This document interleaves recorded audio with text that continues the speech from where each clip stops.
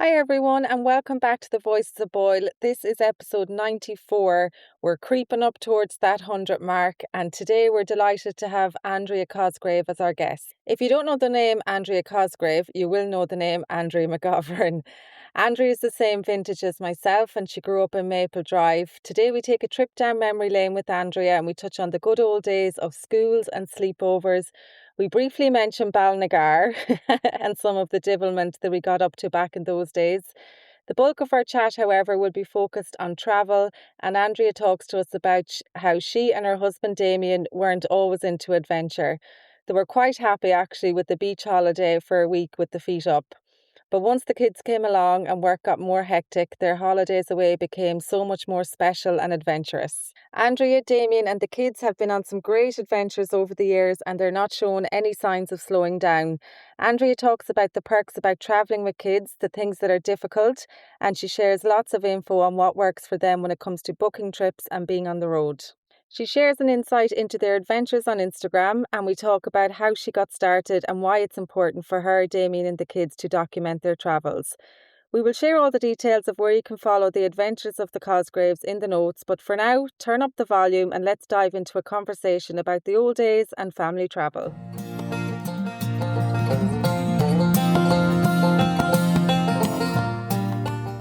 Good morning, Andrea, and welcome to the Voices of Boyle. Good morning, Florence. Thanks for having me. Not at all. It's great to have you here. I've wanted to have you on for a while, actually, so it's great to have you here in person. Thanks a million, yeah. So, Andrea, I suppose we'll start by taking things back to the very beginning. And I suppose we know each other so long, but for those listeners that don't know you, tell us a little bit about you, where you were born and where you grew up. Okay, so I was born in Sligo, so I have lived in Boyle all my life. We live just outside the town and there's a gang of us in the family. I have two brothers and a sister, so we all grew up in Boyle. And to be fair, we're all still in Boyle. We've all come back to it eventually in the end. Yeah, we never got too far. Yeah. And you went to school and all in Boyle, Andrea? Yeah, so we went to the national school in Boyle and then on to the secondary school. And then we were the first year of leaving certs for the new school, which is now, I suppose it's not the new school anymore. Yeah, I was only actually saying that to Carlo yesterday, I think. We were the first year that... we were the last year that wore the old uniform. Yeah. So everyone that came after us was, even though we were still in the old school, they were in the new uniform. So we were kind of always standing out from the crowd. Yeah. So I suppose we'd love to spend the whole hour chatting about school and all those days and Balnagar. They were fun. The disco days. But we have a lot of travel to talk about. But I would like to touch a little bit on school days and the old days and any memories that you have of, say, national school, secondary school, parties. I remember you had the best birthday parties. Remember going out to your house and there been like 15, 20 people, which was a massive party in those days. It was massive. Even now, I dread to think how my mother coped with us all because it was crazy. It was such a lot of people. And I remember in your birthday parties, it was such a rarity. Well, first of all, coming from the town, I felt like we were out the country. Yeah. Which now, like, I go walking out there. Yeah, it's really not that far. When you're young, it's like, oh, you're out the country. And your mum used to do, like, sausages and chips. Yes. And again, she was ahead of her time because now that's the norm. You go to a birthday party, you get hot food. But that wasn't normal back then. Really? Wasn't it? I don't think so. I think you just went and you got a heap of sweets and a bit of cake. There used to be like the sleepovers, when you mentioned sleepovers. They're some of my best childhood memories of those sleepovers. Because even when the kids are asking for it now, I think times have changed a little bit and they're not as popular as they once were. But geez, we had some crack on those sleepovers. Oh, they were brilliant. And there'd be such a gang of us. Yeah. I don't know how my mother coped with it all. And back then we were so into our films as well. Like, yes. So the sleepovers felt like, I don't know, anyway, for me, it felt like you were in a movie. Yes. Because like we were so upset. We used to recreate the dance moves. If anyone saw us now. But wasn't it? There were such great memories. We were kind of TikTokers before TikTok. Without the screens. Yes. Without the screens. Thank God. Yeah. And then for school, Andrea, do you have any memories of any of the teachers? Anyone stand out or Oh, anything? I remember like all of the teachers, and it's funny even for going back to the secondary school, because mine are now heading into secondary school, and to see some of the teachers that are actually still there. I know. Like it's mad to think that they are still there and they taught us. But it's lovely to see them, you know, when you see them and you still call them by their official name, because you couldn't possibly call them by their first name. No, I do that as well. I remember once one of them said to me, "No, please call me X," like it's in her first name. And I was like, okay then. No, that just feels weird. You'll always be missing to me. Yeah. And will yours go to school in Boyle then, Andrea? No, we're kind of closer to Carrick, so there's no bus to Boyle. Okay. So that ruled out that option. So Okay. it's Carrick for us, just purely because of the bus. Good stuff, yeah.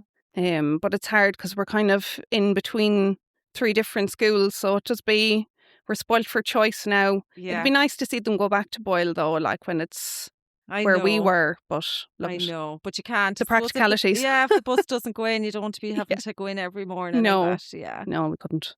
And secondary or primary school then, any favourite teachers stand out?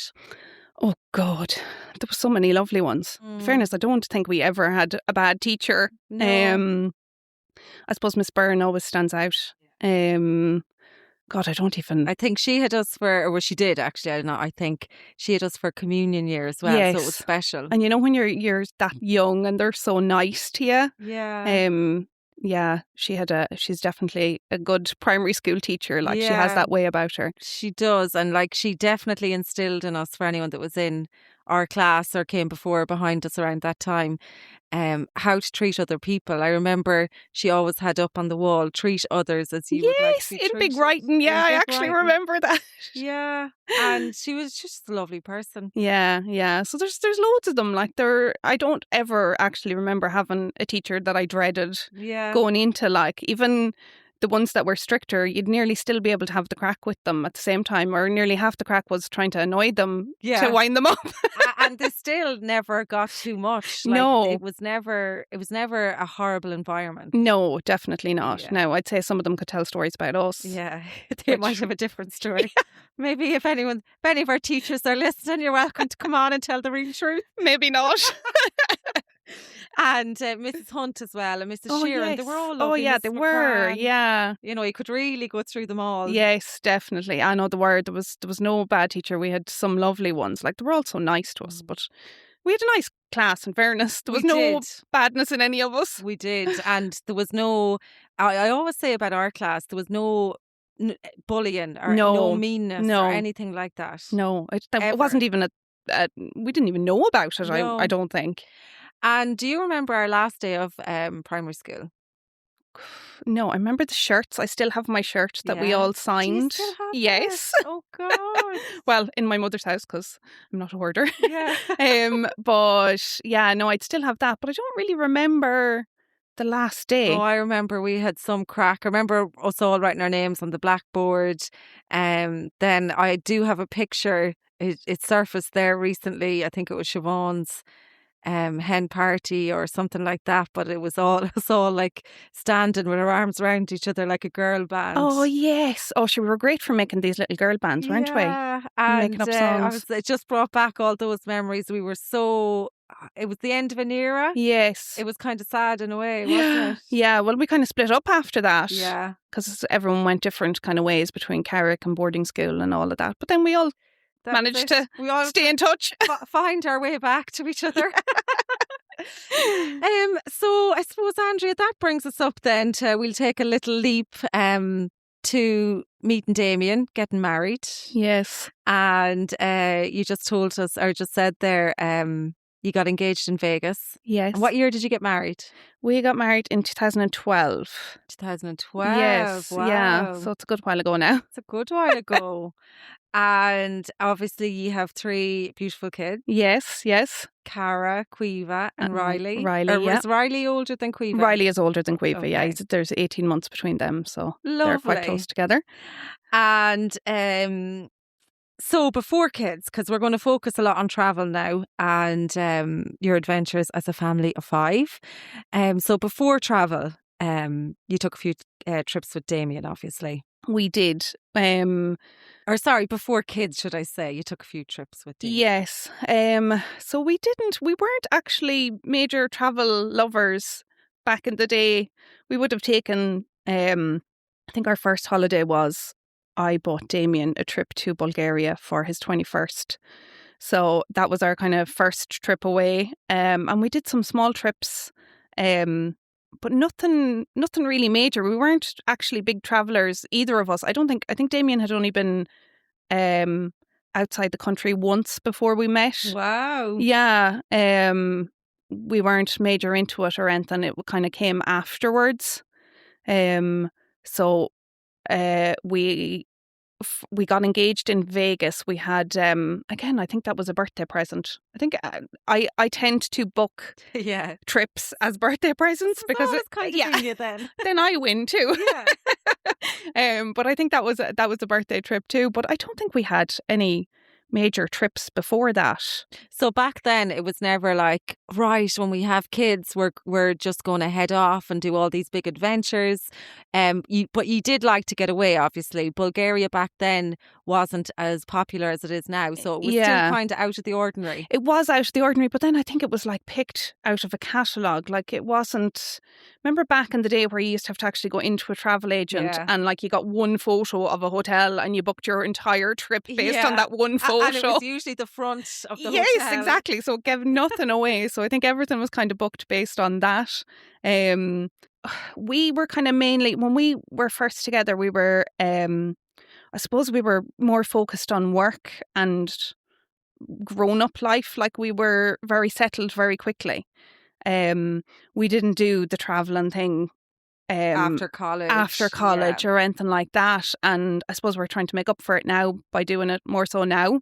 But we didn't really, it wasn't a major focus of ours. We were kind of more into work and settling down, which was unusual for the time, I suppose, because all of our friends were heading off. I've a cousin that headed off to Australia at the same time that we kind of started settling down and going to work and got our grown-up jobs and stuff. And like, it's funny to see how completely different your lives went for a short space of time, and then everyone has kind of nearly come home again that went when we were that age, I suppose. So then Cara arrived. And did the trip start to get a bit more frequent, or was it like, okay, Cara's here now, so we're kind of even drilling down more into family life, work life? Yeah, I suppose Cara came along and we would have taken a few holidays with her when she was small. But they would have been like, I think her first trip was to Lanzarote, and we went to Lanzarote kind of with family. So we would have had granny, granddad, aunties, uncles, that sort of thing. Like the whole gang kind of went. So for the first kind of few years, that was all we really ventured. It was mostly just to Spain with her. And there were the kind of normal sunshine holidays where we sat on sun loungers for a week and didn't really do a whole pile. Mm-hmm. But then I suppose with our jobs, we were working shift work, and we were kind of opposite to each other in order to be able to mind Cara. So our holiday time tended to be the only time where we were all together. So they became kind of more of a focus then because of that. Great, yeah. So it was nearly more so for something to look forward to and to actually spend some time together that we used to book the trips then. So by default, really, you got into this thing of booking trips, having that special time together. So it became more important then. Yes. And it was kind of over the years, the more we did it, then the more we were like, oh, here, we're onto something here. This is great. Like we started to really love it then and kind of pushed the boat out and go to more exciting places and things like that. So it wasn't done on purpose. It just kind of happened because that was the only time we had together, all of us, because we were working so much. Well, that makes sense then, because along came the other two. Yes. And the trips got even more frequent. The trips definitely got more frequent. You're a bit of a go against the grain in that sense. Yeah, pretty much. Normally, the more kids, the less trips. Yes. You're like, the more kids, the more trips. Yeah, pretty much. We did everything opposite to what we normally people would do. So as the kids the kids got older, then I suppose your trips became more of a focus and they became a little bit more adventurous. Yes. So talk to us a little bit about your first big adventure in terms of that wasn't to Spain or anything like that, your first different country. I suppose when the kids were small, we went to Florida a lot. That would have been kind of the biggest trip we would have done. It's a 9-hour flight, and anyone who has done a 9-hour flight with 2 small children will tell you that it is not for the faint-hearted. It's an adventure in itself. It is definitely an adventure to be lived through rather than experienced. But yeah, so we kind of went to Florida a few times. We would take like little city breaks as well, where we would just go away for a weekend if we could line it up with work and stuff like that. But it was mainly in the beginning years kind of heading over to America just because things were easy. It would be hard to get there, as in the journey to get there. But then once you were there, it was perfect. Like there was no major cultural differences or anything like that initially. And then we kind of started to push the boat out. And the more we went on trips, the more we were like, oh, here, I'd like to see somewhere new. And we'd kind of be asking the kids, oh, where would you like to go? And they'd be picking stuff and we'd be just looking at a map and going, oh, sure, where will we go next? And kind of just naturally, it's nearly a given now. They're like, oh, where are we going? Brilliant, brilliant. And again, I think that's an important thing to say, is it was never like a conscious decision of, okay, we're going to do this. It was just a natural thing. Yes. One trip led to the next. Yes, exactly. And you know yourself, once you just have a bit of adventure, you're like, what Yes. can we do You get next? a taste You for get it. a taste for it. Yeah. So then, Andrea, came your page, Next Up with Kids.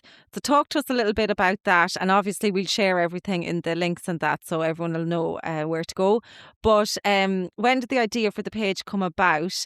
And again, I suppose putting yourself out in social media is hard, especially as a family. Yes. So talk to us a little bit about the thought process in that. So I would have followed a lot of Instagram pages and things like that were traveling with kids, and I was kind of like, I could do that. Yeah. But, you know, thinking you can do it, and actually it's like I'd be watching people in the Olympics going, oh, I could do that. You know, you have a false sense of confidence of what you can and can't do. So I was like, oh, I could possibly do that. And I liked the idea. I love photographs. And I love videos, and I've always taken, all of my family hate that I'm constantly stuck in their face with a camera. Great. But I love capturing moments. Documenting. Yeah, and documenting and seeing them, like seeing the kids when they were smaller. Like I have an awful lot more value on photographs from 10 years ago than I did at that time, looking back on them. So I absolutely love photographs, and Instagram was, when I kind of first started, was very much photograph based, and more so now it's videos. But I loved capturing those memories and having them and looking back on them and things like that. So I kind of hemmed and hawed about it for a few years, and Damien was like, you should go for it, yeah. But so it was a setup initially, Andrea, just as a way of documenting your travels. Pretty much. You had no bigger plans for it at that stage. No, it was pretty much just to have somewhere to collect them, the memories, and keep them all together, that you could look back on them than anything else. So I used to kind of do it even on my own private Instagram page. I used to do it, but then I didn't want to be bombarding people with photographs of our holidays, thinking like they don't care. So I didn't really want to be doing that either. Whereas at least if it's a travel focused page, like if people aren't interested in travel, they just don't follow it. So exactly. They don't need to. So yeah, it's just kind of evolved then. I set it up, and then I didn't publish it, and you know, it took a while to actually just get the courage to just post it. And even now I'm still completely out of my comfort zone with it. So how many years are you going now? When did you set it up? I actually set it up just before COVID. So we were due to go to Iceland just the weekend that kind of the Paddy's weekend that COVID hit, or yeah, in around that. And I had set it up just before we went. We're due to go on that trip so that I could document our trip to Iceland. Wow. And then that trip never happened. Oh God! False start. Yes. So I carried on with it anyways, and I just posted kind of older trips that we had. So it just kind of evolved from there, really. Great, Andrea. And you have to start somewhere. Yes. And social media has changed, especially Instagram, as you said, a lot over the last few years. As you said, back then it was primarily photos, which Yes. photos are obviously great. Like, it's always hard to put yourself out there, but the video is a whole other ball. Yes, the videos And are harder. I find it's hard. It's hard to keep up with the video. It is. It takes so much time, and I don't think people realise how much time. Like, you see these influencers and you're like, yeah, Grant, even as I said, I thought I could do that, but you don't realise how many hours goes into actually creating all of that. Never mind the actual making or creating, recording the moments, but putting it together. Yeah, a story even. It's, there's a lot into it. There is an awful lot in it, yeah. Yeah, and how do you feel then? I think everyone that does it has a love-hate relationship with it. Yes. So some days you're on the ball, you're like, yeah, this is it. Like, you're just feeling it. And then other days you're like, absolutely not. Yeah, ready to delete the app altogether. Yeah, I'm deleting everything. Yes, yeah. No, I definitely have those moments. I think I have several of those moments each week. I'm kind of up and down. I'm very on and off with it, and we don't really post between our trips just because I don't have anything really to say, but we keep it mostly on travel. So and that's okay. Yeah. I think we went through a phase as well where we were like, oh, we have to be consistent. Yes. And absolutely not. It's a lot of pressure. Yeah. And I think you put the pressure on yourself more so than people expect you to do these things. But it's hard to keep up, because then if you're not posting, you're not, like, the algorithm. They all talk about the algorithm. You suffer, Yeah. You just don't get the views and stuff like that. So yeah, it can be, as I said, it's very much a love-hate relationship, and I'm either on it or I'm completely off it. Like, there's no in between. Same. Yeah. And it's hard because when you're off it, when it's not your job, I mean, you don't have to be on it all the time, which is the thing. But when you're off it then for a while, the algorithm absolutely hammers you. Yes, yeah. And then you might come back this great video or this great trip and, like, absolutely nobody sees it. And you're like, I put so many hours into that. I knew I shouldn't have come back. Yeah, it's hard. So it is hard, but at the end of the day, you're doing exactly what you set out to do, and you're documenting your travels. Yes. The stories are there, the highlights are there, and that's what it's for. And the kids do have great crack looking back over their stories. Yeah, so I'm dying to ask you. So obviously, the kids and the reels, and how do they feel about being on social media? So they are mixed. Cara, the eldest, is almost 18, so she absolutely hates it and has nothing to do with it, which is fine. Like, I've no problem with that either. Riley and Quiva were great for wanting to be in everything up to a point. Now Riley's kind of getting to the teenage years and he's pulling back, which again is totally fine. If they don't want to be in it, I'm not going to force them to be in it. I wouldn't want anybody to put that pressure on me, so I'm not going to force them. Quiva still loves it. She loves it. So she's happy enough to get involved. But, like, everything is natural that you see. Like, we're not setting up scenes or anything like that. It's all just, it's me standing in the background taking photos of them. It's not, or taking videos of them doing whatever they're doing. Like, it's not forced and it's not set up, so they don't even pass any heed of me, bar the fact that sometimes they have to pose for photos, which they're not too happy about. But they'd have to do that anyway. Exactly. It's not. It's not set up or commercial or anything like that. No, and it's that I'm not trying to sell anybody anything. It's just memories and it's just a bit of crack, like. Yeah. And Andrea, let's touch a little bit on actually traveling with kids, because it's an area where a lot of people don't do it. They shy away from it simply because it's hard. Yes. So talk to us a little bit about what's the hardest part of traveling with 3 kids. So I would say it's hard to be at home with 3 kids. It's also hard to be away with 3 kids. True. So if I'm getting the option to be hard in the sunshine or it be hard at home, I'm always going to pick let it be hard in the sunshine. So I suppose it's all down to perspective of what you value. And some people think it's absolute lunacy to travel with small kids. Let me tell you now that it is much easier to travel with small kids than it is to travel with teenagers. So I would What say, would you say is the ideal time? Because you've obviously Cara's 18 now, so yes, you've had a bit of experience. So what would you say is an ideal age? I would say kind of 7, 8, in around that age. They are independent, but they're still good crack. They still want to get involved in things. They're not shying away. They're kind of up for it, but there's not as much minding on them. And they're not as demanding in terms of, I want to go here. Yes. Or I've seen this, yeah, I want to go here. The teenagers are definitely more so like that. And then I suppose the small babies you're more hands-on. Whereas if you're flying for 8 hours with an 8-year-old, you can stick on movies and they're happy enough with that. Whereas it's harder with the younger babies. But at the same time, like, it's hard for a few hours and then it's grand. It's totally worth it, in my opinion. Yeah. It's just, I suppose, a matter of perspective on it. And yeah, I might as well give it a bash. Yeah. As you said, it's hard with them at home, so you may as well be in the sun. Yeah, definitely. And Andrea, this might be a bit controversial, but I suppose I'm not going to ask it. I was going to ask which of the kids is the best traveller. But then again, it depends on the age. It depends on the mood they're in, and like, they all have their moments. They're not all rays of sunshine, and then sometimes they're actually, I have to say, I don't give mine a whole pile of credit, except for to say that they're brilliant travellers, because they know no different. When you're bringing them from when they're small, they know no different, so they just get stuck in and they don't pass a blind bit of heed.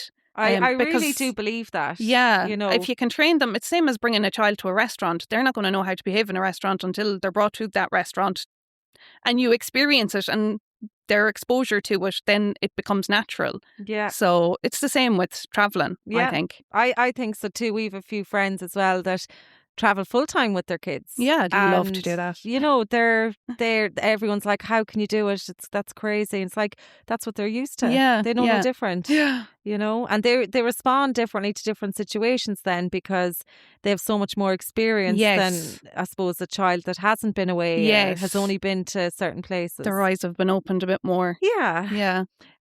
So seeing the world through the eyes of your children must be magical.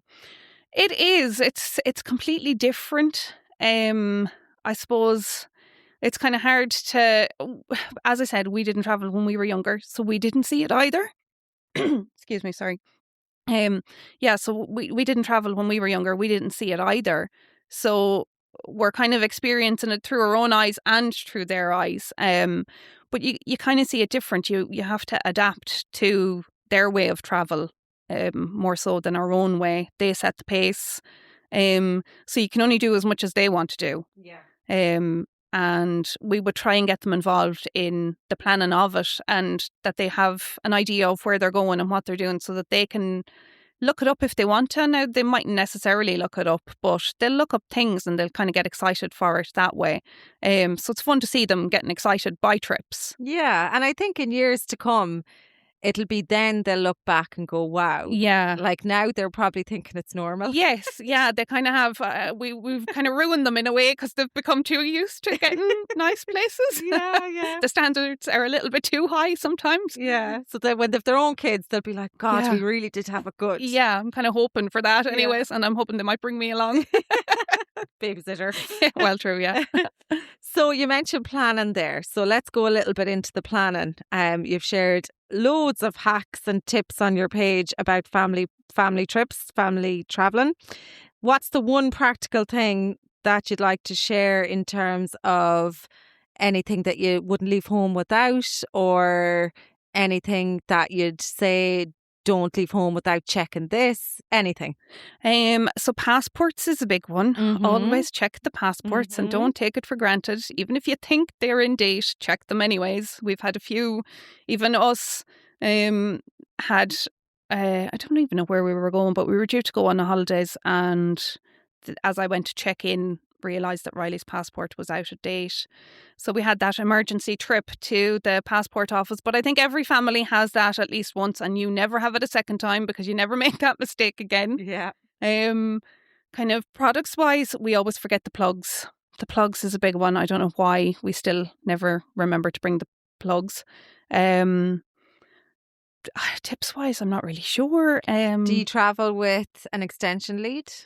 We don't. I've kind of seen that hack a few Yeah. times, but I find hotels are better now at having A lot more plugs. and we have power banks and all of that nonsense. So we tend to manage just Yeah. with standard.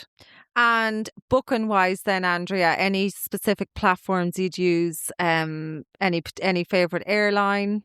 Yeah, For kids. I'm actually more so for myself. I'm a really nervous flyer. Okay. So I'm I very wasn't expecting that. Yeah, I know. Nobody expects that. So I hate flying. Absolutely hate it. Which is, yeah, That's gas. makes no sense. So Right. I'm very particular with what airlines I'll go with. I have this, like, Okay. I don't know, crazy notion that some of them are safer than others. Okay. So who's your favourite then? I prefer kind of the bigger airlines. I know when we went to Thailand, I was like so nervous with all the really cheap airlines. So I spent more to go with like the main ones more so than the cheaper ones.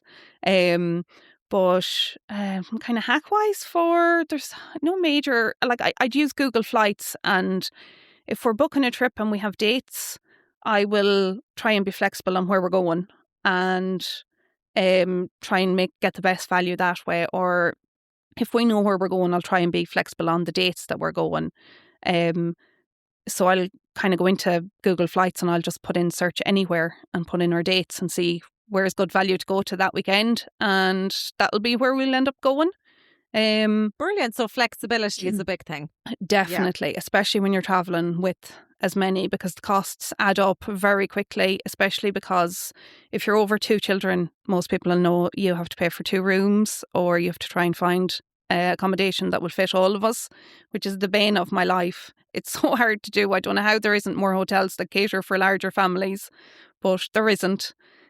So you just kind of have to get be flexible to be able to get the best value out of it. Yeah, and put a bit more research then. Any specific site you'd recommend for hotels, or would you just use booking.com? We just use booking.com for the most part. We actually, when I'm searching, say for the 5 of us going, I will search for 2 adults and 2 children, because you get more options than if you search for 2 adults and 3. And then kind of pick a hotel that you like and go down to the bottom of that hotel's page on booking.com, and it'll tell you whether you can add an extra bed to the room. So then you'll just get it. It doesn't bring up as many. It doesn't bring up as many hotels when you search by 2 and 3. So you get more options, and then you can just email the hotel and say, can I add an extra bed? Or there's a little option on booking.com to add in an extra bed, and it tends to work out a lot cheaper doing it that way than putting in 2 and 3. Interesting. Yeah, so it's just figuring out these little things, like you learn by doing it more. Yeah. Brilliant. And anything, any item or that you wouldn't leave home without, bar the passports? Like anything, any gadget or... It should be the phone for the photographs, I suppose. That's like, I'm very much bring very little. We don't travel with much luggage. So I'm kind of of the opinion that you can buy everything anywhere nowadays. There isn't really any essentials. Once you have the passport and the phone, I think you're sorted after that. And the on the end of the planning, any travel hack or advice that you've received that you just has really stuck with you? God, I don't know. I suppose you'd follow a lot of pages, Andrea. Yes. Family travel pages. So anything on those that kind of stuck with you and you were like, oh God, yeah, that's good. God, I can't think anything of. I kind of do a lot of research for any trips. There isn't really any major hack that I can think of off the top of my head, no. And would you plan every detail? Are you one of those, or would you leave room for some flexibility? Yeah, so it's the running joke in our house now that I'm the spreadsheet spreadsheet traveler. You're one of those. I'm one of those. Now, I will have everything planned to the very last detail, mostly on the big trips I would, but at the same time, I know that we will never achieve all of that.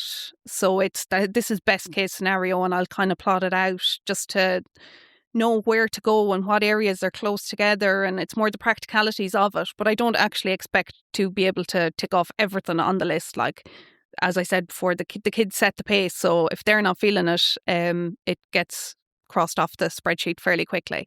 And do you enjoy the planning? I love the planning. The planning is my favourite part. Yeah, I love the planning. Yeah, it is. I think for someone like you that likes that attention to detail, being able to go in and find out all those details is great. A lot of the time you feel like you've nearly been on the trip before you even go on the trip because it's researched so much. But that can be the deciding factor between going someplace or not. Like, there's so much information available to us now that it makes it much easier to make a decision as to whether you want to go to a certain destination or not. Exactly. And I suppose highlights, Andrea, I want to ask you just a few questions on this. So what's been the most magical or memorable trip so far? For me, it would probably be our trip to Thailand back in 2024. That was really good. We kind of travelled around. We didn't really know where to go. You gave us great advice. We got advice from another few influencers or Instagrammers who were able to give us the tips and tricks. And I feel like we really got a lot out of that trip. And it was something that was completely out of our comfort zones as well. So different culture completely. A different world completely, but it's incredible. Like, I know anyone who's been there has nothing negative to say about it, really. Oh, I'm so glad, because sometimes our favourite country is Thailand, and all in all, like, we've had great experiences in different countries, but if I was asked, it's Thailand. Yeah, for so many reasons. There's so many different options of it. Like, it has the city, it has the beaches, it just has a lot going for it. It does. It's safe. The people are lovely. The food is amazing. Yeah. It's cheap. Cheap as chips. Yeah, it's great. Yeah, definitely it is up there. How did you find travelling with the kids there? Was it easier than you expected? Definitely. Really? Definitely easier. Okay. Now, we had kind of an idea of how we would get about, but at the same time, we were kind of booking things on the fly as well. But like, there's lots of public transport, but we were able to book private transport, and it was nearly as cost effective. When you're paying for 5 people, it was nearly as much for us to pay for a private transfer than it was to just get the public transport. So we had lots of private transfers on buses and ferries and things like that, where it would have been completely out of our comfort zone, but like, there was that much information we were able to get that we kind of just went with the flow on that trip, which we wouldn't normally with. We kind of had it set out loosely where we were going, but the actual getting there wasn't really planned out. So we were kind of nearly doing it the night before, trying to figure out how we were going to get to the next destination. And did that unnerve you a bit? Because it was very unusual for you. Yeah, it definitely did. But that was no harm either for us to be a little bit pushed there, because, like, you know, especially when you're in a completely different part of the world to you and people don't speak the language that you're speaking, like, it was good crack. And I think I always tell people it's the only way to do Thailand. I feel like if you go and you have everything booked, it just takes the fun out of it. Yeah. You know, there's so many places there. You'll talk to people and they'll say, "Oh God, did you go here? Oh, you have to go there." If you have your hotel booked for the whole time, you're not going. Yes. And you nearly come home feeling like you've missed out. Yeah, and we're not the types that go to like a resort and just sunbathe for a week. Like, we like to get out and about. So that trip was completely planned on people's advice. Like, it wasn't one that I just looked it up on the internet and kind of went, oh, look at a map, like, and said, oh, we'll go here, there and everywhere. It was completely done off advice from people as to where. And now, certain things we had to kind of adapt, in that we wanted to go certain places, but the weather wouldn't have been as good, or the weather would have been too hot for the kids. So we kind of adapted, like, different times of the year is better for different places and things like that. But it's just a matter of figuring all that out. And would you say, Andrea, it was definitely a highlight for you? Would you say the kids loved it? Definitely, Really? yeah. They're mad to go back. No more than myself. Some more than others. We thought the food situation would be Yeah. much harder with the kids, but it's actually perfect. Like, there's so much Western food.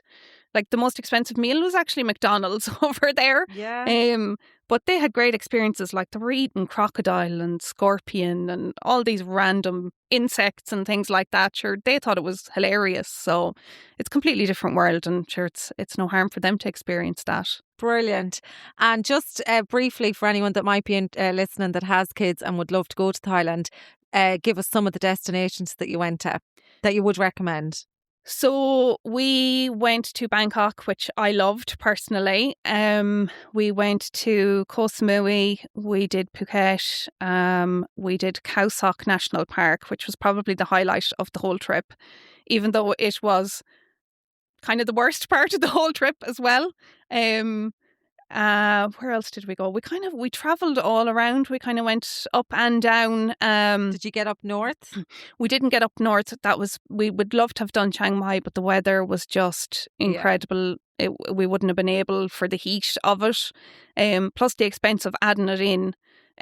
But we're definitely going back to do it. Yeah. It's absolutely I'm kind of glad that we have a part that we missed, so that we have the excuse to go back. Gives you reason Yes. to go back. Yeah. So, Damien, if you're listening, Yeah. you're going back. Maybe this Christmas. Christmas present. So is there any destination that surprised you the most, or would Thailand fall into that I'd say category as well? Thailand. Yeah, Thailand probably surprised us the most, just because it was completely different to the norm. It was our first time in Asia. It was just kind of it was the opposite to what we were used to. So yeah, it was definitely the most surprising, and I didn't think I'd love it as much as I did. Brilliant. Yeah. And country-wise then, would Thailand also fall into that category, your favourite country, or would you have a favourite country? I don't really have a favourite. No, I don't think I'd have an absolute favourite country. Different places for different reasons. Yeah, exactly. Kind of depending on my humour or what we want from a holiday. Like, sometimes we just want to go and have the biggest adventure, and then other times we want to do the complete opposite and we just want to kind of be more chill. So now, obviously, when you take those long trips and those big trips, they're big adventures. They're full on, lots of planning, and with kids as well. I mean, yeah, people will say, "Oh, go off the cuff and do this and do that," and you're like, "No, you have kids. You have to be extra." It's harder to be off the cuff. Yeah, with exactly. Kids. So the trips then you take yourself and Damien, are they like, "Oh, let's just lock ourselves in this hotel for 3 days," or do you still have that bit of adventure? We seldom get a trip to ourselves. It is very, I'd say we've probably had about 2 or 3 trips together. Okay. So the kids spoiled, they go everywhere. Yeah, they go everywhere, but it's nearly a natural thing. Like, we never had, like, we have family to help if we want, but like, they all have their own families as well. So it's not as easy for them to take 3 kids. Like, it's fine if you have one child, you might be able to fob them off on someone for a weekend, but to be able to get someone to mind 3 kids who have activities and have social lives and they have everything, like, it's not as easy to get away. But when we do, I suppose we like to go somewhere new and see something new. I wouldn't say we'd lock ourselves away. It's probably a mixture of both. We won't push the boat out too much and do too much, but we'll chill Switch too. off. Yeah, exactly. And Andrea, just out of interest, I don't know, have you counted them up? How many countries have you been to now? Because you're getting around fairly. We are. We have a good few done. It's funny because the kids laugh. They're mad to go to Spain. The 2 younger 2 have never been to Spain. Are you serious? Yeah, and all their class go to Spain on their holidays, so they feel like they're missing out that they have never been to Spain. So we have to tick off Spain at some stage. Wow. Which is unusual, like, because they've been to so many other places that nobody has been to. But I'm not even sure. It's definitely into the 20s, but I'm not entirely sure. Like, we do revisit places. Yeah.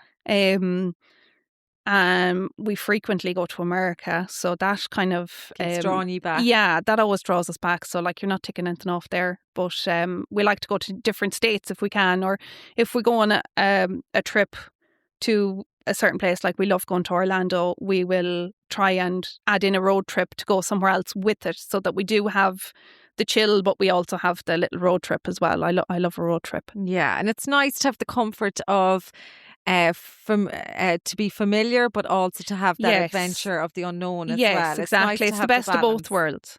So, talking about road trips and all that kind of thing, tell us a little bit about your future plans. So we are in the thick of it at the moment, trying to plan. I say trying because we have Leave Cert this year in our house. Okay. So that is very much curtailing the travels at the moment. We do have we're going back to Florida in the summer for a trip now. We had planned to do a road trip with that, but I think have decided to make it a separate adventure, and we're hoping to rent a caravan or a camper van and take a little trip around Europe this summer. And we have nothing kind of coming up. As I said, the exams and things are curtailing us at the moment, so it'll probably be summer before we get anywhere major. Yeah. Fantastic, Andrea. So there are 2 big trips in the pipeline potentially. Yes. Is there a bucket list family destination that you're dying to get to, and it might not be, say, this summer or that, but is there one place? There is a few places, I would say. We'd love to do Australia. Obviously, a road trip around Australia would be the dream, but at the moment, that's not in the pipeline. Same Canada, we'd love to do it. Again, a road trip. I love road trips. I like seeing the different places on the one trip. Mexico is another one we'd love to go to. We had our honeymoon in the Maldives, and we always said we'd bring the kids back to that. There's so many places. Yeah. And if there was one bit of advice you'd have to give to a parent who is listening and wants to travel more with their kids, what would it be? Just do it. Don't overthink it. Just do it. Yeah. I think you can really overthink these things, and the idea of them is always a lot worse than the reality. And Andrea, when your kids are older and looking back, what do you hope they remember the most? Just the trips that we had as a family, and that we did them all together, and that they were good crack. It's not even the destinations, it's more about the fact that we all went and got to do something a little bit different together. Yeah. And they have the memories there. They'll have all the memories to look back on it too, which is great. Yeah, hopefully they remember. Well, we'll remember anyway, so I don't mind. You drill it into them. You were brought there. You'll be sitting in your chair when you're 80 or 90. Be grateful. Like, remember that time. You'd be amazed at what they remember, though. Even now, like when they were so small, you think they wouldn't take in stuff. But sometimes it's the simplest things. It's always the simplest, most random of thoughts that they remember. And we're like, how do you remember that? You were only small, but they do. They actually remember stuff. Brilliant. And Andrew, I suppose we'll finish on, I think, a fun thing. We're going to do I've never done this before, like a quick fire question round, just because it's travel and it'd be nice to get your perspective on some things. Okay. So let's start. I feel like I'm in a game show or something. Window seat or aisle? Window. Early morning flight or late night? Early morning. Ooh. Beach holiday or city break? Beach holiday. Hotel or Airbnb? Oh, I can't decide. It's both. Okay. Planner or wing it? We have the planner. Always. Overpack or underpack? Oh, definitely underpack. Snacks in the airport or bring your own? Bring my own, but I have a little fella who absolutely loves a WH Smith meal deal. It's the highlights of his trip is that meal deal in the airport. Are you? Oh, bless him. Easily pleased. Oh, or his little wrap tea. Yeah, exactly. Oh, yeah. Well, I do too, I have to say. One child per suitcase, yes or no? Yes. Mm-hmm. Most dramatic traveller in the family? Damien. You get me for that. Best sleeper on holidays? Riley. One thing you always forget? The plugs. One thing you never travel without? Power bank. Dream destination? It changes a lot. Canada. Canada, okay. Worst place you've been to so far? Oh, Bali? Oh. Yeah, I know, controversial. Oh. I'm going to pause the game show now for a second. Just briefly, what was the experience? If I had never been to Thailand, I probably would have appreciated Bali more. But I think Instagram has ruined Bali.